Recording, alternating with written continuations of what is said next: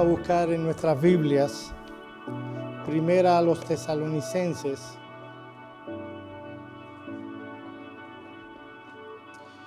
capítulo 1.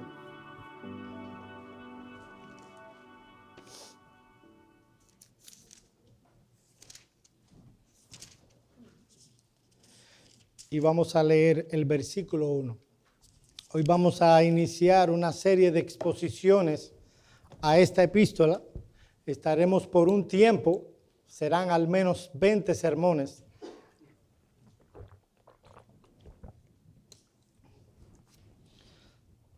Y estaremos exponiendo primero a los tesalonicenses. Dice la palabra de Dios: Pablo, Silvano y Timoteo, a la iglesia de los tesalonicenses en Dios Padre y en el Señor Jesucristo, gracia y paz sean a vosotros, de Dios nuestro Padre y del Señor Jesucristo. Vamos a orar. Señor, una vez más venimos ante tu presencia, rogándote que tú impactes por tu palabra nuestros corazones, que tú nos alimentes. Señor, nosotros queremos ser una iglesia conforme a tu mente. Queremos ser una iglesia irreprensible que pueda crecer en todos los órdenes de la vida como iglesia constantemente hasta que tú vengas a buscar a tu iglesia. Concédenos que al considerar esta epístola no solo podamos ver esos principios que puede aplicar, implementar una iglesia para ser una iglesia irreprensible con el paso de los años hasta la venida del Señor. Que no solo podamos tener un entendimiento mental de tales enseñanzas, sino que puedan ser aplicadas en la vida práctica de esta iglesia. Señor, estas cosas solo pueden ser hechas si tu mano misericordiosa opera. Te pedimos, oh Señor, que tengas misericordia de nosotros, que tú nos alimentes. Te lo rogamos en el nombre de Cristo. Amén. Amén. Siempre los comienzos son difíciles. Y esto que acabo de decir puede ser considerado con certeza una máxima en toda área de la vida. El que ha comenzado en una nueva escuela, en un nuevo trabajo, en un nuevo país o ha tenido un nuevo bebé, sabe que esto es una realidad. Los comienzos siempre son difíciles. Ahora, si bien es cierto que los comienzos son difíciles, llegar a feliz término en aquello que comenzamos es mucho más difícil. De las Olimpiadas en el año 1908, si no mal recuerdo, fue en París. Podemos ilustrar esto perfectamente con una historia. Hay una de las competencias que siempre tiene mayor audiencia y son la carrera de maratón. Así que cuando se comenzó a correr esta carrera, miles de personas se congregaron en el estadio para ver al menos el final de esta carrera. En aquella ocasión, 55 competidores de diversos lugares del mundo se reunieron para correr la carrera de maratón. Por 4 años, estos hombres habían sufrido un sinnúmero de vicisitudes, se habían abstenido de muchas cosas, habían entrenado fuertemente, todo para que al final pudieran llegar a la meta y tener una medalla. 4 años. 100,000 espectadores se habían reunido para ver la final de la carrera de 25 kilómetros. Muchos de los que empezaron la carrera, la mayoría de ellos, comenzaron con mucho ímpetu, a gran velocidad. En aquel entonces no había el entrenamiento, ni se entendía como se entiende ahora lo que es una carrera de 25 kilómetros. Así que a mitad del camino ya muchos habían quedado fuera. Ahora había un corredor que iba muy bien. El italiano Dorando Pietri. A 6 millas de la meta, ya este hombre estaba en segundo lugar. A 2 millas de la meta, Pietri pudo rebasar al primer lugar y le empezó a llevar tremenda ventaja. Cuando el italiano entró al estadio, tenía todo 1 minuto de ventaja sobre el corredor más cercano. O sea, estaba bien adelantado el asunto.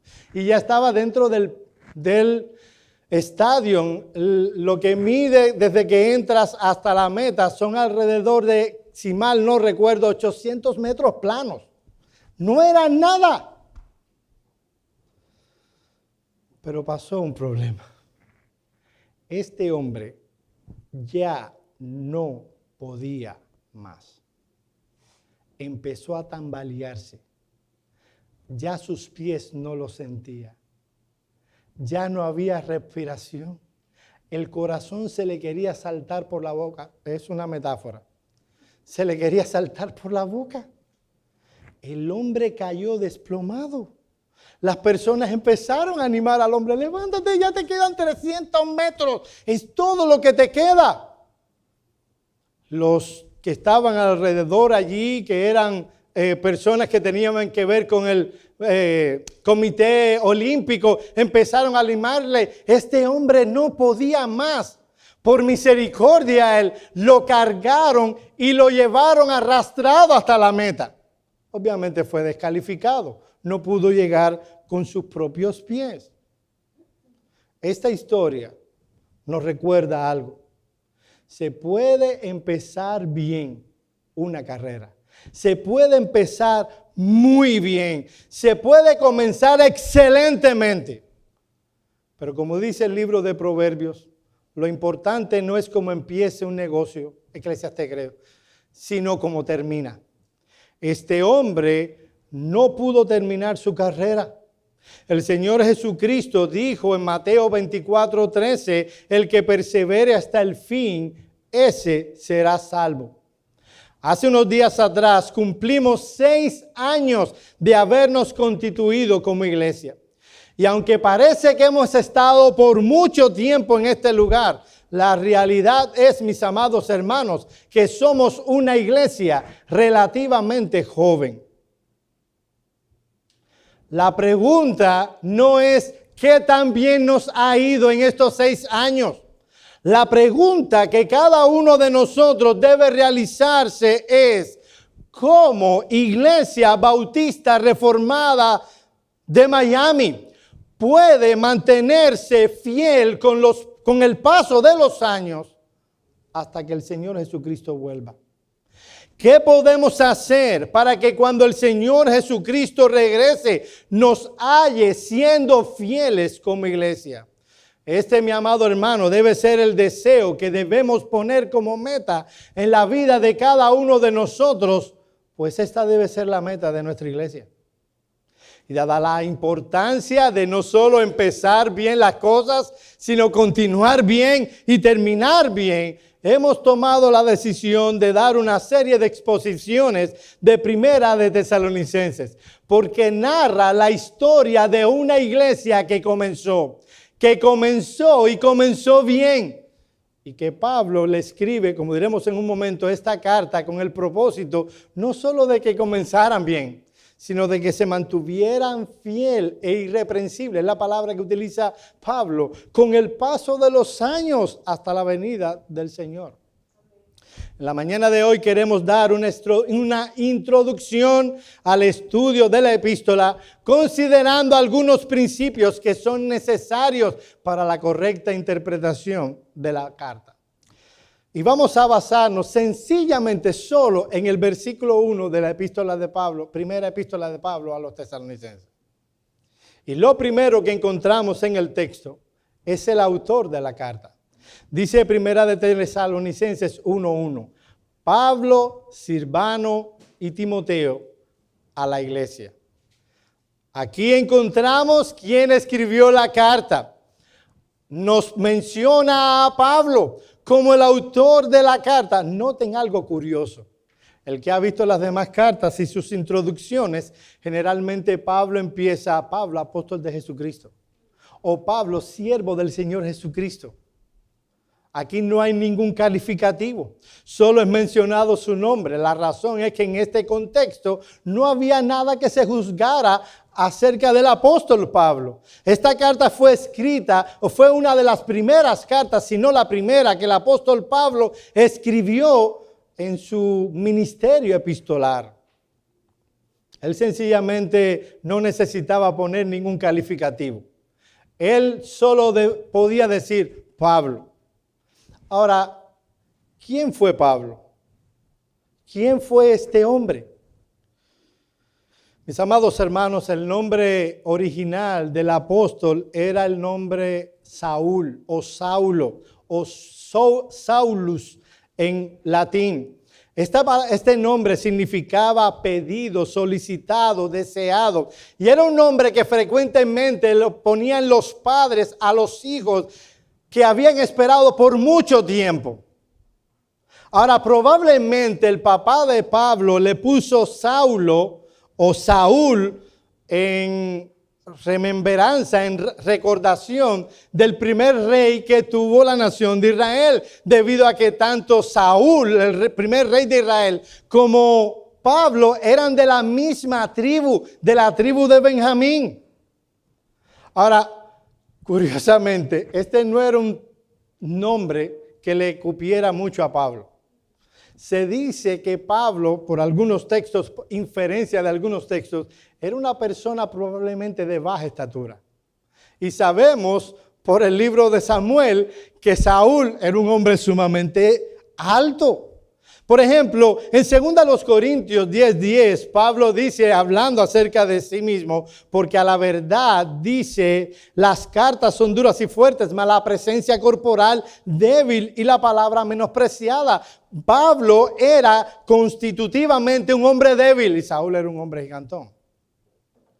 De ahí que probablemente en sus años de adolescencia o cuando era un niño, aquellos que le rodeaban le pusieron Paulus, Pablo o Paulos en su forma latín, que significa pequeño. Y este sí encajaba probablemente con el perfil de Pablo. Nosotros no sabemos cuál fue la fecha del nacimiento del apóstol Pablo. Se puede suponer que nació unos pocos años después del nacimiento del Señor Jesucristo. Así que por el tiempo en que Primera Tesalonicenses se escribió, que fue en el contexto del segundo viaje misionero, probablemente el apóstol Pablo tendría unos 50 años. Mis amados hermanos, esto tiene una importante aplicación.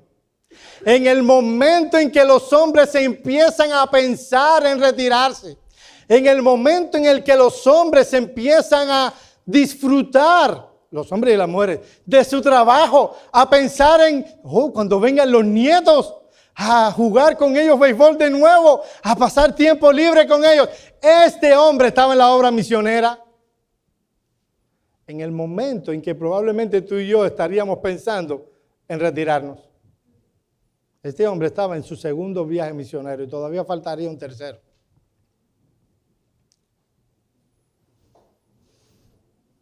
Este hombre nació en Tarso, una ciudad principal en Cilicia, lo que es hoy Turquía.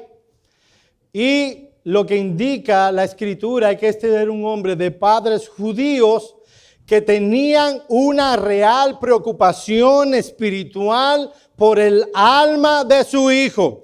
De ahí que no lo enviaran a estudiar a una universidad importante en Cilicia, la cual había algunos en Tarso muy importantes. No lo enviaron a Roma, a pesar de que eran ciudadanos romanos. Él lo envió a Gamaliel. Y mis amados hermanos, entendemos y sabemos que Gamaliel espiritualmente estaba, decimos en Cuba, perdido en el llano. Había todavía arrastrado todo su fariseísmo antiguo testamentario. No aceptó a Jesús. No entendió que Jesús era el Mesías. Joel, ¿y cómo tú dices eso? A veces yo veo predicadores hablando bien de la actitud de Gamaliel cuando traen a los apóstoles y dice, tengan cuidado, no estén peleando contra Dios. si esta obra es de Dios, ustedes no podrán vencer. Si esta obra es de hombres, va a pasar. Y yo veo predicadores hablando de esa postura. ¿Saben qué? Gamaliel fue un cobarde. Él tampoco tomó una determinación. Él dijo, a lo mejor una obra de Dios. Yo me voy a sentar a ver cómo termina esto. Este hombre murió y no pudo ver cómo terminaría eso. Pero bien, fue un simple comentario. No sabemos cuál fue la fecha de la conversión del apóstol Pablo. Fue después del año 33. Mientras iba persiguiendo a la iglesia, fue camino a Damasco y allí tuvo un encuentro con el Señor Jesucristo. Probablemente el apóstol Pablo tendría unos 47 años cuando eso ocurrió, aunque no se tiene con certeza. Y este hombre, mis amados hermanos, fue alguien que desde el momento de su conversión hasta su muerte tenía una sola meta en su vida: glorificar al Dios que le salvó. Déjenme decirles una cosa. La vida de Pablo es sumamente curiosa. La vida de Pablo es evidencia de lo que enseña el Nuevo Testamento. Es una realidad, es verdad. La vida de Pablo muestra que la existencia del Jesús resucitado es real. ¿Y por qué digo eso? Pablo era un antagonista del cristianismo 100%. Él fue el hombre que orquestó el día que fue matado Andrés. ¿Cómo sabemos? El jefe cuidaba la ropa mientras los matones ejecutaban las órdenes del jefe. Y él estaba cuidando la ropa de aquellos que mataron a Andrés. Él pidió carta para ir a otros lugares, a Damasco, a tomar a los cristianos y llevárselos presos. Él arrastraba a las mujeres que eran cristianas. No tenía misericordia. Si eras un niño, eras una mujer o quien fuera un anciano, si eras cristiano, merecías la muerte. No, Pablo.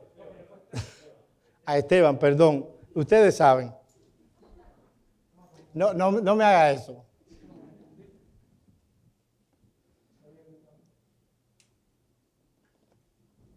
El punto es, Esteban, el punto es que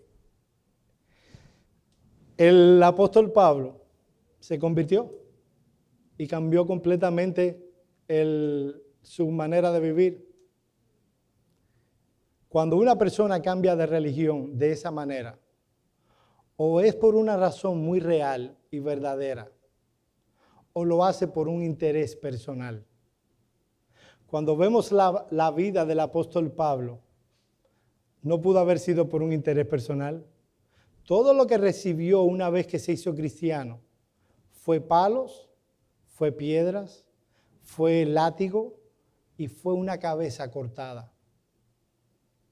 La vida del apóstol Pablo es una evidencia de que el Cristo resucitado es real. Ahora, el apóstol no se presenta solo así. Él se presenta, como parte de un equipo. Como parte de un equipo en el que estaba Silvano y estaba Timoteo. ¿Quién era Silvano? Bueno, un hombre que en la Escritura también se presenta como Silas. Se sabe muy poco de la vida de este hombre. Tenía ciudadanía romana, había sido escogido por Pablo para que formara parte del equipo en su segundo viaje misionero.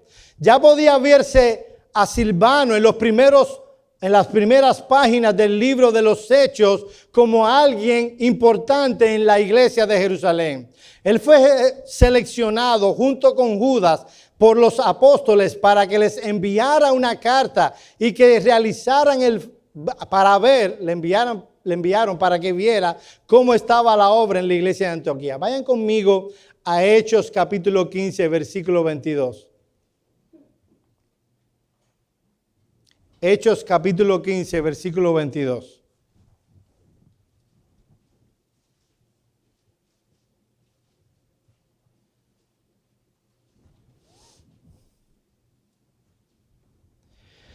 Miren lo que dice este texto. Déjenme ponerlo en contexto.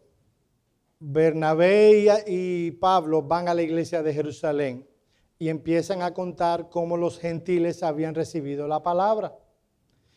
Y entonces los apóstoles toman esta decisión. Entonces pareció bien a los apóstoles y a los ancianos con toda la iglesia elegir de entre ellos a varones y enviarlos a Antioquía con Pablo y Bernabé, a Judas, que tenía por sobrenombre Barsabás, y a Silas. Miren lo que dice de Silas, que es Silvano, varones principales entre los hermanos. De acuerdo con el libro de los Hechos, Silvano tenía el don de profecía. En Hechos 15:32 dice, y Judas y Silas, como ellos también eran profetas, consolaron y confirmaron a los hermanos con abundancia de palabra. Ellos fueron enviados y ellos dicen que tenían el don de profetas. No que predecían el futuro, sino que proclamaban la palabra de Dios. Muchas veces vemos el término profeta y ya de plano decimos, alguien que predice el futuro. La realidad es que la mayoría de las veces que se usa ese término no es para hablar de alguien que predice el futuro, sino de alguien que trae la palabra de Dios.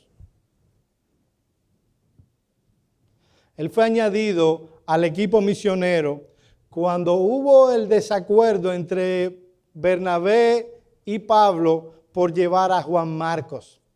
No se pusieron de acuerdo. Bernabé querían que Juan Marcos, que había iniciado el primer viaje misionero con ellos y a mitad del camino, ni antes de la mitad, muy pronto se fue a su casa con su mamá y su papá. Y entonces, en el segundo viaje, Bernabé dice, vamos a darle una oportunidad al muchacho. Cualquiera se equivoca. Y Pablo dijo, negativo. Y se separaron Bernabé y Pablo. Y entonces Pablo llama a Silas o Silvano para que le ayude. Y llegan a Tesalónica. Luego de una visión que tiene el apóstol Pablo, donde se ve un varón macedonio diciendo, pasa y ayúdanos, llegan a Filipos y de Filipos a Tesalónica.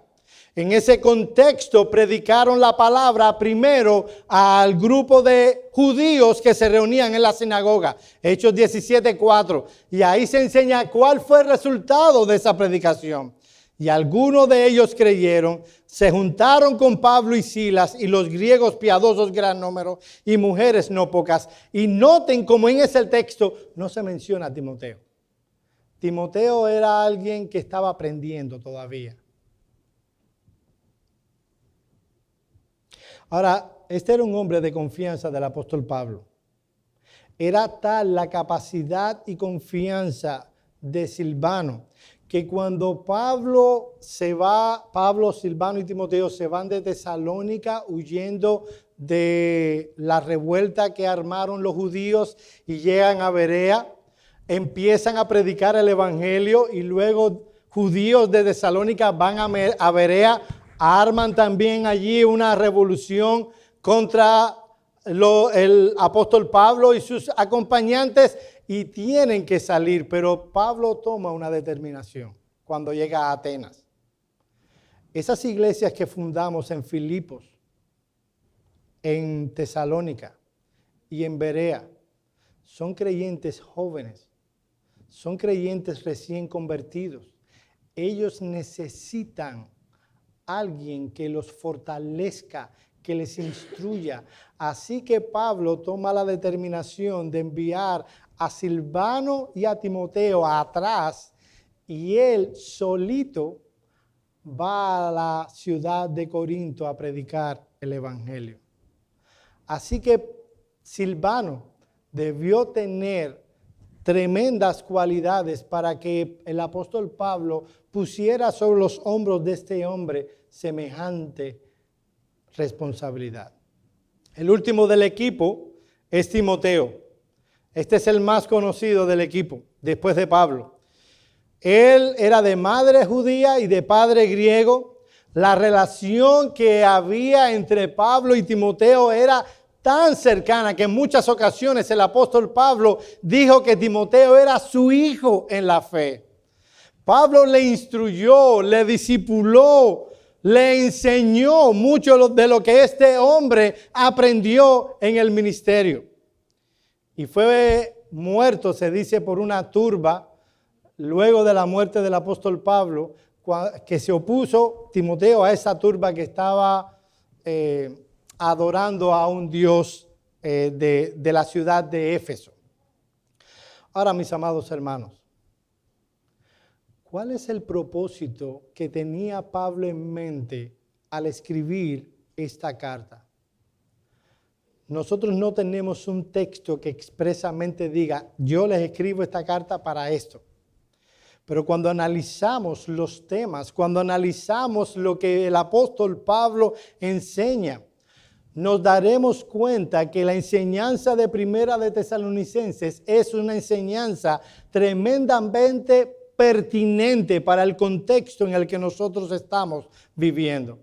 La iglesia en Tesalónica era una iglesia muy joven. ¿Saben cuánto tiempo estuvo predicando Pablo en Tesalónica para la formación de esta iglesia? El libro de los Hechos nos dice que estuvo 3 días de reposo predicando en esta ciudad. Solo 3 días de reposo. Probablemente habían pasado unos cuantos meses desde que Pablo les escribe esta carta a que ellos se formaron como iglesia. El apóstol Pablo, como decía hace un momento, estaba en la ciudad de Corinto predicando el evangelio. Envía a llamar a Timoteo y a Silvano a que vengan donde estaba él, y ellos le traen un buen reporte de esta iglesia. A pesar de la persecución, ¿ustedes se imaginan el contexto? Aquel que les predica el evangelio de pronto tiene que irse huyendo porque los judíos querían a cualquiera. Bueno, si creer en eso te mete en semejante problema, lo mejor es no meternos en eso. No es así. ¿Cuál es la primera inclinación que tú te pasaría por la mente si tú ves que de pronto te predican el evangelio y el hombre tiene que ir corriendo porque lo quieren masacrar? Bueno, no me meto en eso. Sin embargo, y veremos por qué en la carta, este grupo de hombres y de mujeres recién convertidos estaban fieles al Señor, manifestaban evidentemente amor por el Señor Jesucristo y por los hermanos, tenían una verdadera preocupación por el progreso del reino, porque otros conocieran la verdad del Señor Jesucristo. Estaban perseverando. Vamos a leer un poco del contexto. Vamos a Hechos 17, 1 al 9. Para que vean qué tan seria fue la cosa cuando se formó esta iglesia. Hechos 17, 1 al 9.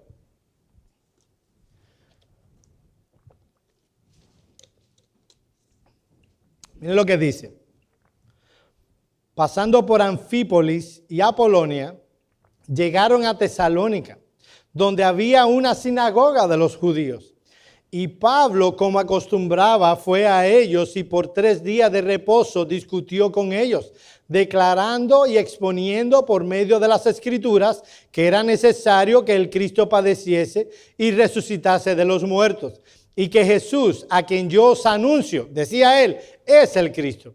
Y algunos de ellos creyeron y se juntaron con Pablo y Silas. La expresión en griego no hablaba solo de estar uno al lado del otro. El término griego hablaba de un compromiso real. Estos hombres y mujeres hicieron un compromiso. Y de los griegos piadosos, gran número, y mujeres nobles no pocas. Entonces los judíos que no creían, teniendo celos, tomaron consigo algunos ociosos, hombres malos, y juntando una turba alborotaron la ciudad, y asaltando la casa de Jasón, uno de los nuevos convertidos, procuraban sacarlos al pueblo. Pero no hallándolos, trajeron a Jasón y a algunos hermanos ante las autoridades de la ciudad, gritando: estos que trastornan el mundo, me encanta esta expresión, estos que trastornan el mundo entero, también han venido acá, a los cuales Jasón ha recibido. Y todos estos contravienen los decretos del César, diciendo que hay otro rey, Jesús. Alborotaron al pueblo y a las autoridades de la ciudad, oyendo estas cosas, pero obtenida fianza de Jasón y de los demás, lo soltaron. Ese fue el comienzo de la iglesia en Tesalónica. Cualquier otro se hubieran rendido. Estos no sufrieron una pandemia que puede o no darte la enfermedad. El asunto de estos hombres y mujeres era real. No estoy diciendo que la pandemia no sea real. ¿Entienden lo que estoy diciendo? Te puede no dar la enfermedad. Pero esto es Jasón. Estuvo en la cárcel y vio que tan serio se puso la cosa. Sin embargo, ellos perseveraron. No solo perseveraron, sino que crecieron. ¿Qué nos enseña un texto como este? Oye esto, mi amado hermano. Cuando una persona se convierte, cuando una persona de verdad ha sido salvada, no hay en este mundo quien pueda, estoy hablando de algo humano, de cualquiera de los temores que pueda venirle a un ser humano, que pueda detener el crecimiento de esa persona. Así que Pablo les escribe a esta iglesia recién fundada, la iglesia en Tesalónica, diciéndoles, han empezado bien, están bien, me alegro de su crecimiento, me alegro del crecimiento que han manifestado, me alegro de cómo están evidenciando amor al Señor Jesucristo y a los hermanos, me alegro del estilo de vida que ustedes están teniendo, de su aprehensión al Evangelio, de cuánto están prestos a aprender, pero yo les pido que abunden en ello más y más. Mis amados hermanos, no era suficiente que ellos estuvieran demostrando ahora como iglesia en lo que llamamos, cuando empezamos a convertirnos, y ahí sí estoy dando permiso, el primer amor. No es solo en el primer amor, eso no era suficiente. No era suficiente el avance evangelístico y misionero que ellos habían logrado ahora que estaban comenzando con la iglesia. No era suficiente la fidelidad que habían mostrado como creyentes en medio de la persecución en estos pocos meses. Estos creyentes debían crecer más y más hasta que el Señor viniera a buscarles. Probablemente Pablo se sentía temeroso de que estos nuevos creyentes se sintieran confiados con las presentes victorias espirituales que estaban obteniendo y se olvidaran de que la carrera es hasta el último día. Hay dos insistencias marcadas en esta epístola. Una es la palabra irreprensible. Se menciona en 3 ocasiones en la epístola. Y el otro tema insistente en la epístola es la venida del Señor. En 1 Tesalonicenses 2:10 encontramos: vosotros sois testigos y Dios también de cuán santa, justa e irreprensiblemente nos comportamos con vosotros los creyentes. En 1 Tesalonicenses capítulo 3 versículo 13 les dice a la iglesia en Tesalónica: para que sean afirmados vuestros corazones irreprensibles en santidad delante de Dios nuestro Padre en la venida de nuestro Señor Jesucristo. Notan que Pablo habla de ser irreprensible y une eso al tema de la venida del Señor. Lo mismo encontramos en 1 Tesalonicenses 5:23. Y el mismo Dios de paz os santifique por completo, y todo vuestro ser, espíritu, alma y cuerpo sea guardado irreprensible para la venida de nuestro Señor Jesucristo. ¿Notan la relación que hace Pablo? Así que hemos titulado esta carta de la siguiente manera. Oigan bien, porque toda mi serie va a estar girando en torno a esto. Hemos titulado esta epístola, Una iglesia irreprensible hasta la venida del Señor. Mi amado hermano, el propósito de esta carta es enseñarnos cuáles son los principios que deben ser aplicados para que una iglesia pueda mantenerse irreprensible con el paso de los años hasta la venida del Señor. ¿Nosotros hemos visto la mano de Dios en estos 6 años? Nosotros hemos visto cómo esta iglesia ha avanzado, ha progresado a pesar de nosotros, a pesar de nuestros pecados y de nuestras debilidades. Nosotros hemos visto la mano de Dios en estos 6 años. Nadie debe sentirse contento, satisfecho. La meta es hasta el último día. Como iglesia debemos evidenciar ser irreprensibles hasta la venida de nuestro Señor Jesucristo. Amamos al Señor Jesucristo, debemos abundar en ello más y más.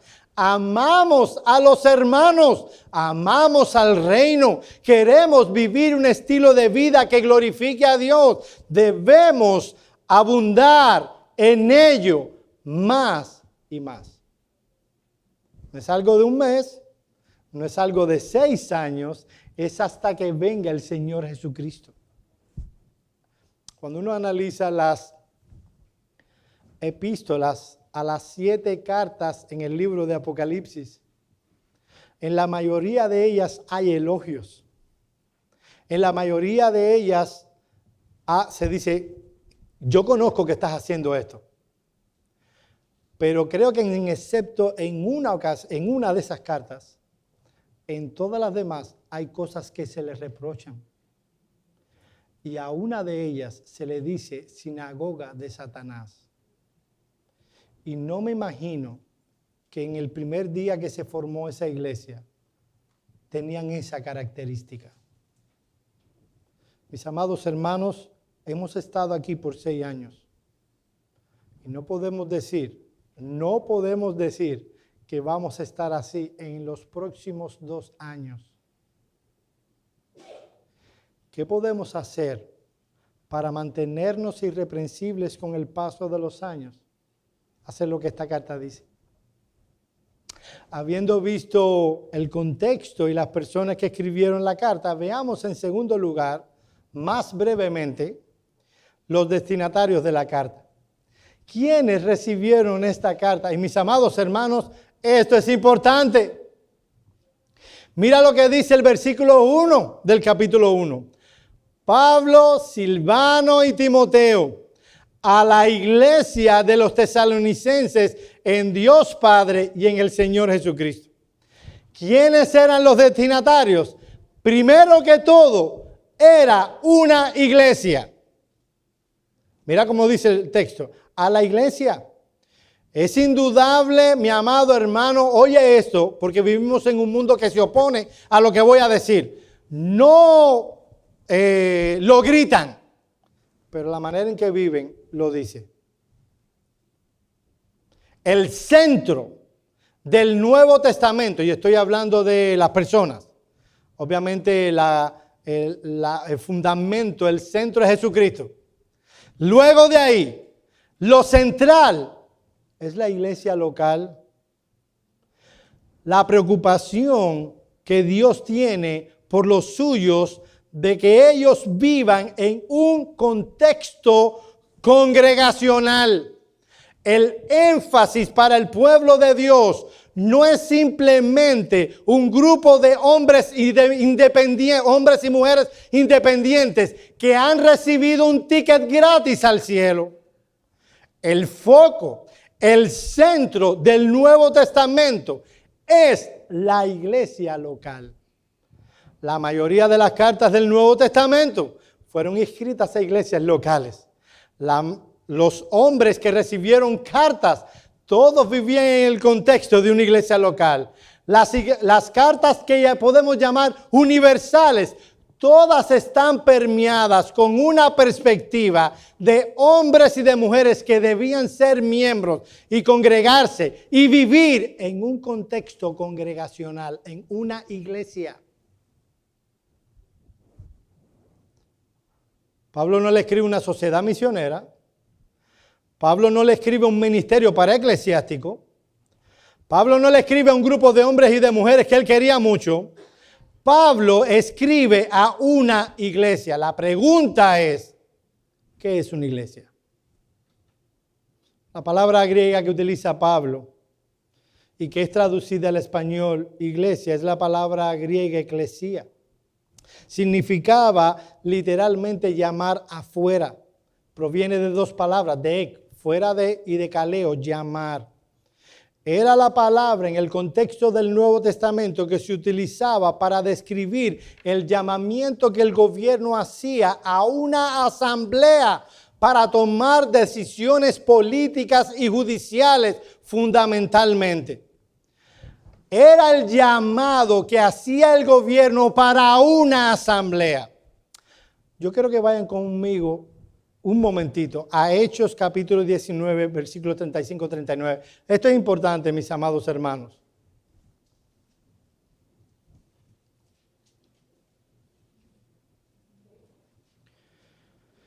Hechos 19, 35 al 39. ¿Por qué, mi amado hermano, digo esto? No todo grupo de creyentes que se reúnen para leer la Biblia, para orar y cantar son una iglesia. Miren lo que dice este texto, sumamente interesante, que nos habla de la perspectiva de esta palabra. ¿Cómo se entendía esta palabra? Entonces el escribano, déjenme ponerlo en contexto, hubo problema en Éfeso porque se convirtieron muchas personas y ya la gente no compraba las estatuillas de Diana de los Efesios. Entonces se armó en algunos países dirán un revolú. No sé si estoy diciendo una mala palabra en otro país. O sea, una algarabía. Y querían tomar a los que estaban predicando preso. Entonces el escribano, cuando había apaciguado a la multitud, dijo: varones efesios. ¿Y quién es el hombre que no sabe que la ciudad de los efesios es guardiana del templo de la grandiosa Diana y que la imagen venida de Júpiter? Puesto que esto no puede contradecirse, es necesario que os apaciguéis y que nada hagáis precipitadamente, porque habéis traído a estos hombres sin ser sacrílegos ni blasfemadores de vuestra diosa, que si Demetrio y los artífices que están con él tienen pleito contra alguno, audiencias se conceden y procónsules hay. Acúsense los unos a los otros, y si demandáis alguna otra cosa en legítima asamblea, ¿saben lo que dice en griego? Eclesía. Se puede decidir. Esta es la palabra que traduce la Septuaginta de Nehemías 5:7 cuando dice: entonces lo medité y reprendí a los nobles y a los oficiales y le dije: exigís el interés cada uno de vuestros hermanos, y convoqué contra ellos gran asamblea, eclesía. Oigan esto, mi amado hermano. Así que eclesía, una iglesia, es una asamblea debidamente convocada. No todo grupo que se reúne para cantar y predicar es una iglesia. Una iglesia es una asamblea que ha sido convocada debidamente. La pregunta que puede surgir es: ¿quién es el que llama a que un grupo se convierta en iglesia? El trino Dios es quien debe juntar y convocar a los elegidos a que conformen una iglesia. La iglesia verdadera es de Él. Es eso lo que encontramos en Hechos 20:28. Por tanto, mirad por vosotros y por todo el rebaño en el que el Espíritu Santo os ha puesto por obispos para apacentar la iglesia del Señor. Si lo vemos en griego, dice la iglesia de Dios. la cual Él ganó por su propia sangre. Y en 1 Tesalonicenses 2:14 dice, porque vosotros, hermanos, vinisteis a ser imitadores de las iglesias de Dios en Cristo Jesús en Judea. En ambos casos, las iglesias están en caso genitivo. Yo sé que ya nos enseñan los casos en la escuela. El caso genitivo habla de procedencia, fuente o lugar. Cuando yo digo esta Biblia es de Joel Puentes, está hablando de quien tiene el dueño. O César es de Dominicana, estamos hablando de procedencia. Lo que dicen los textos es que las iglesias verdaderas son convocadas por Dios y son de Dios. Mi amado hermano, cuando tú ves a alguien hablando mal de la iglesia, y aun cuando hacemos críticas desde el púlpito de la iglesia, debemos hacerlo con sumo cuidado. Estamos hablando de la iglesia de Dios. Estamos hablando de la novia de Cristo. Si yo tomo a algunos de ustedes hablando mal de mi esposa, yo no voy a estar feliz. ¿Te imaginas entonces hablando mal de la novia de Cristo? La convicción que debemos tener es que esto que está aquí, y estoy hablando de las personas, es una iglesia de Dios. Es una iglesia que ha sido convocada por Dios. Si esto es una iglesia que es convocada por mí, no sirve para nada. Si es una iglesia que es convocada por los diáconos de una iglesia, o por el pastor de la iglesia, o por una institución foránea, no sirve para nada. Una iglesia verdadera debe y solo debe ser convocada por el Dios Trino. Y una vez que Dios convoca a una iglesia a la existencia y Dios dice, esta es mi iglesia, mis amados hermanos, lo que pasa ahí es más importante que lo que está contando CNN ahora. O quién va a ser el presidente de los Estados Unidos. Estamos hablando de la iglesia de Dios. ¿Qué tiene eso de importancia para ti y para mí? Te voy a decir una cosa. Cuando tú determines un día no ir a la iglesia y tú tienes la convicción de que esa es una iglesia de Dios, ¿verdad? Piénsalo 2 veces. ¿Saben por qué? Porque si lo que yo estoy enseñando es verdad, cada domingo Dios nos convoca a reunirnos con Él. Dios nos invita como iglesia, vengan a mi presencia a reunirse conmigo, a cantarme y yo les voy a hablar y yo voy a enviar allí bendición y vida eterna. Cuando determinemos no venir a la reunión, debemos tener la santa convicción de que podemos hacerlo, porque Dios nos convoca cada domingo como iglesia. Miren lo que dice Alan Dunn. Para la reunión del pueblo de Dios, el tamaño de la misma no es lo que cuenta. Es el estar allí cuando Dios llama a los suyos. De cuánto habrá allí depende primero del que llama a reunirse y solo después de aquellos quienes contestan a la llamada del que reúne. Cada domingo Dios dice, Iglesia Bautista Reformada de Miami, venid a reunirse conmigo. Es una orden. Él nos dice, mira, si pueden, no hay COVID, bien.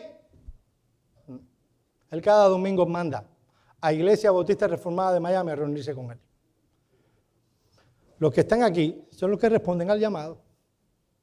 Son los que dicen, sí, Señor, yo voy a ir a tu llamado, yo me voy a encontrar contigo. Cuando determinemos no venir, mis hermanos, hay razones legítimas para no venir. Yo no estoy diciendo que no. Hay razones legítimas. El punto es que debemos tener la convicción que es una razón legítima, porque el Dios nuestro, que decimos que nos salvó y nos redimió con la sangre del Cordero, nos ha convocado. Por eso añade Pablo que la iglesia en Tesalónica no era solo una iglesia, era una iglesia en Dios Padre y en el Señor Jesucristo. El lugar, el contexto en el que ellos se reunían era el Dios Trino. Ellos estaban allí para adorar al Señor. Ellos estaban allí cada día del Señor para servirse los unos a los otros y servir al Señor. Ellos estaban en Dios Padre y en el Señor Jesucristo. Ellos no estaban allí para pasar un buen tiempo. Ellos no estaban allí para tener comunión y confraternidad. Eso pasaba, pero ellos no estaban allí para eso. Había algo más elevado que movía a estos hombres y mujeres a reunirse, a estar en asamblea. Ellos estaban en Dios Padre y en el Señor Jesucristo. Y debido a que estaban en el Padre y en Cristo, ellos estaban allí. De acuerdo con Morris, Pablo está aquí describiendo la característica distintiva de una iglesia cristiana. Dice Morris en su comentario de Epístola a los Tesalonicenses: los cristianos no son simples personas que han oído acerca de Dios y su verdad. Ellos viven en Él día a día. Todas sus obras son hechas en Él. Mis amados hermanos, es en la iglesia y solo en la iglesia donde Mateo 18:20 es una realidad. Porque donde están 2 o 3 congregados en mi nombre, allí estoy yo en medio de ellos. Cristo está con ellos, no importa el número de los reunidos, pero está en ese lugar y Él los ha convocado. Están allí en el nombre de Cristo y de parte de Cristo. Ahora, ¿de dónde ellos iban a recibir la fuerza para vivir irreprensibles con el paso de los años hasta la venida del Señor? Eso lo encontramos en la salutación con 2 palabras muy sencillas: gracia y paz. Este es un saludo muy sui generis. Si eras de un contexto griego, el saludo era gracia. Y si eras de un contexto judío, el saludo era shalom, paz. ¿Por qué Pablo está usando estos dos? Bueno, obviamente lo leímos hace un momento. El contexto de la iglesia eran judíos algunos, otros griegos piadosos y mujeres nobles no pocas. Así que Pablo toma estas 2 palabras para traerlo delante de la iglesia y decirles: si han de perseverar, si han de estar juntos, irreprensibles con el paso de los años, necesitan de la gracia de Dios. Mis hermanos amados, nadie me malinterprete. Yo voy a decir: ¿tú quieres que la Iglesia Bautista Reformada sea irreprensible con el paso de los años hasta la venida del Señor? Debemos hacer esto, debemos hacer esto, debemos hacer esto. Y tal parecerá como que ser irreprensible es un logro nuestro. Si yo hago esto y esto, ¿qué receta más buena me ha dado el pastor? Para poder aplicar cada una de esas cosas, se necesita la gracia de Dios. Es una obra que Dios realiza, no nuestra. Es algo que Dios nos concede. Si nosotros no podemos aplicar estas cosas en la vida de nuestra iglesia, ¿sabe lo que estamos diciendo? Que no somos iglesia. Porque aquellos que Dios ha convocado y se han reunido y Dios los llama a ser una iglesia, Él les da de esas cosas. Si no pueden aplicar, no, Joel, mira que es muy difícil, mi hermano. No, mira, yo trabajo, esas cosas son difíciles. Es que no está la gracia. Es que la gracia no está obrando. Y la resultante de esa gracia siempre es paz. Mis amados hermanos, una iglesia, y estoy concluyendo con esto, donde hay problemas, donde no existe en el contexto de la iglesia la paz, no tiene razones para llamarse iglesia de Cristo. Donde está la gracia, siempre viene como consecuencia la paz. ¿Qué es lo que tú quieres para Iglesia Bautista Reformada de Miami? Tú sencillamente quieres que la gente diga, oye, qué bien ha empezado esa gente. Oye, tienen ánimo y cantan que se va a caer un día el techo ese se le va a caer arriba.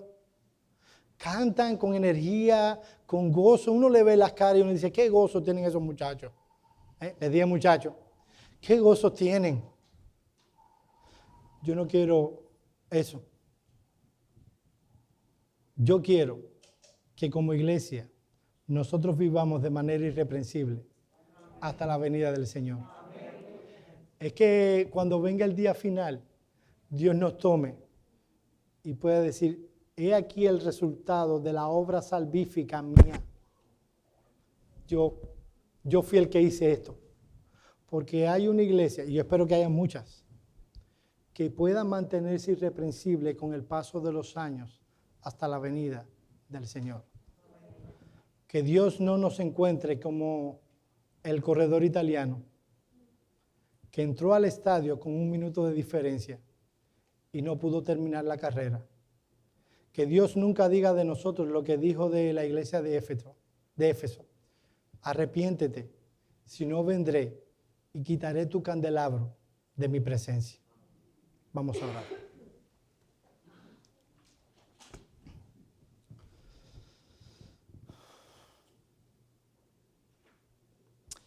Señor, te pedimos encarecidamente tu perdón. Señor, si algo hemos traído, han sido nuestras deficiencias, nuestros pecados, nuestros complejos. Concédenos, oh Señor, en tu misericordia, seguir avanzando, caminando como parte de tu pueblo, para que tú seas glorificado y tú puedas hallarnos en Cristo en el último día. Señor, nosotros queremos ser una iglesia irreprensible, que sea irreprensible con el paso de los años hasta que tú vengas por nosotros. Concédenos esto, no por nosotros, sino para que tu nombre sea glorificado. En Cristo. Amén.